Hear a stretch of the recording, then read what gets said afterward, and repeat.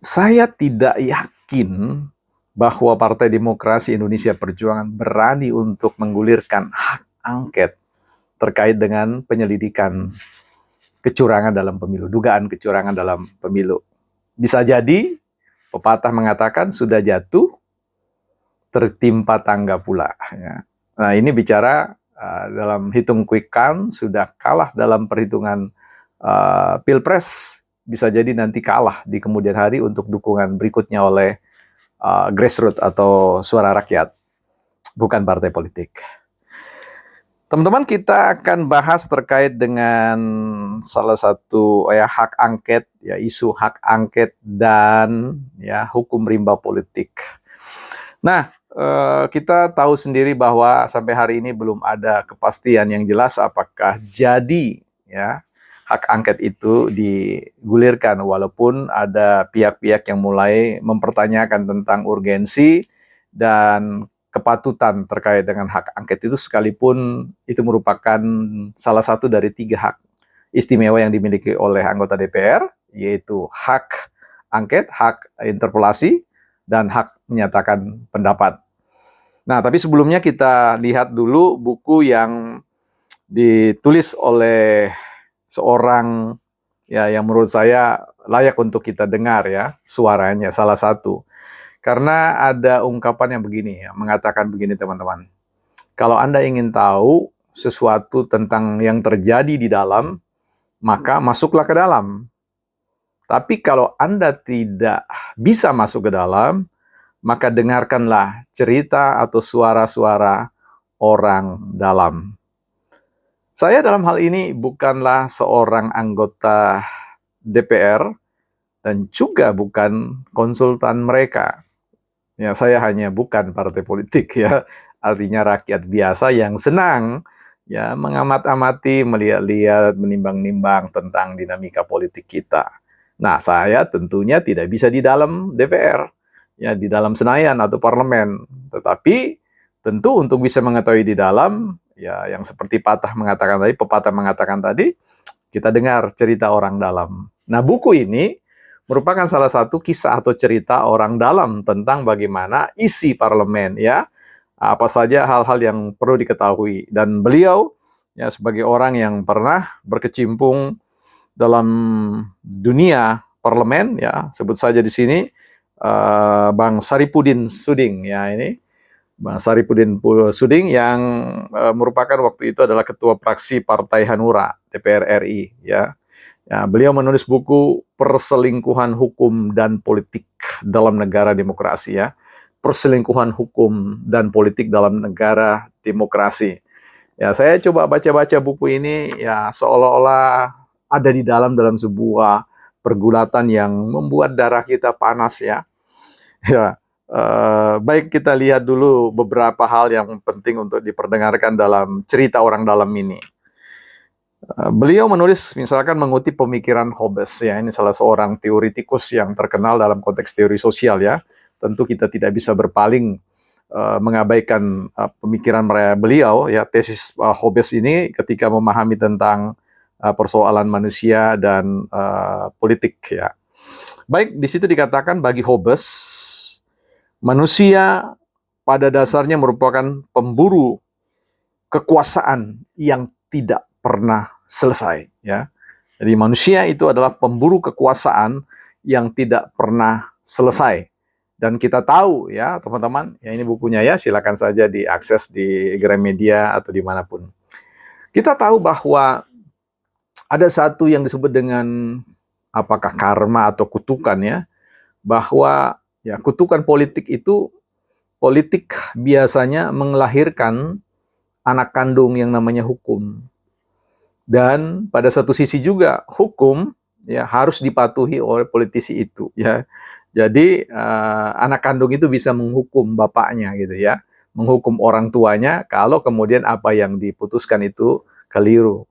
Ya, anehnya ya itu berbicara tentang dalam buku ini bahwa habitus kekuasaan itu adalah korupsi ya. Nah, tentu ini match dengan angka indeks korupsi kita di Indonesia yang masih tinggi ya.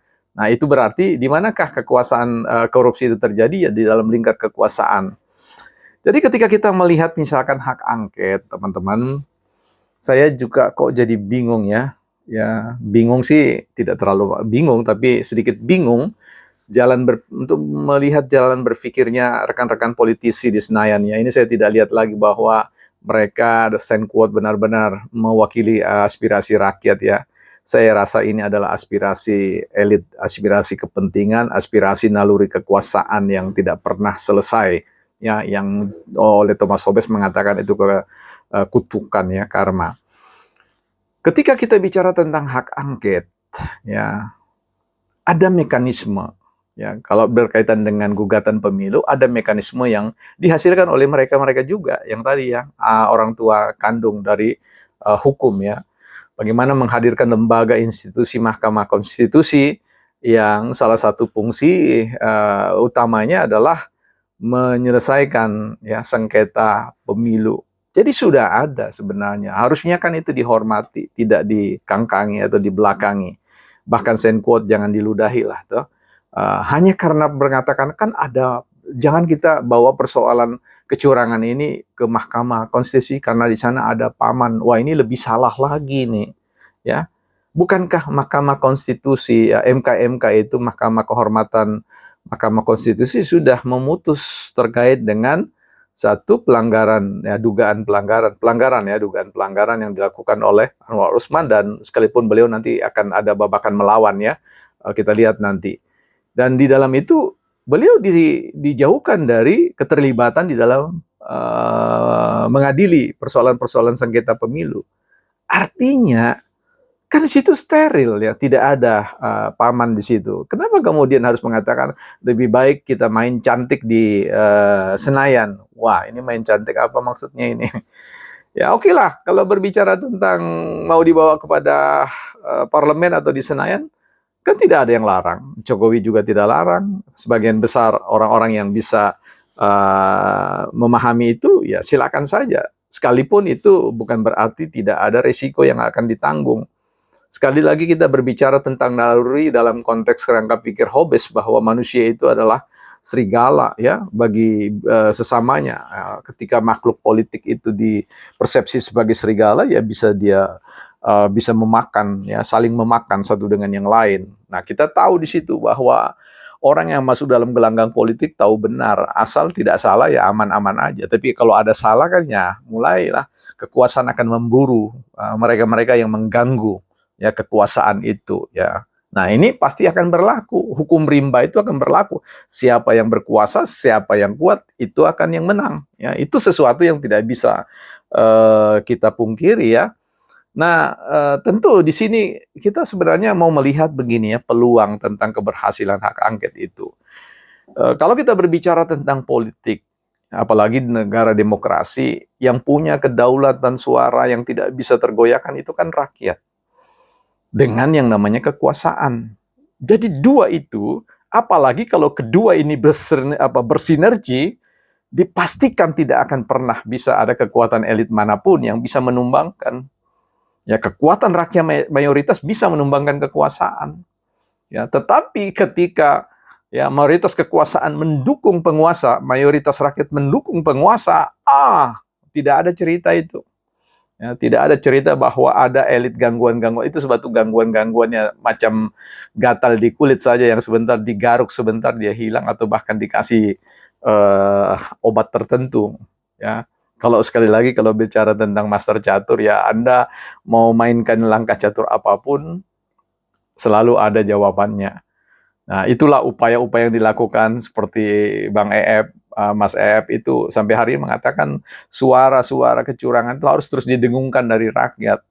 Ya, tentu itu rakyat yang minoritas. Rakyat yang mayoritas selalu mengatakan everything okay.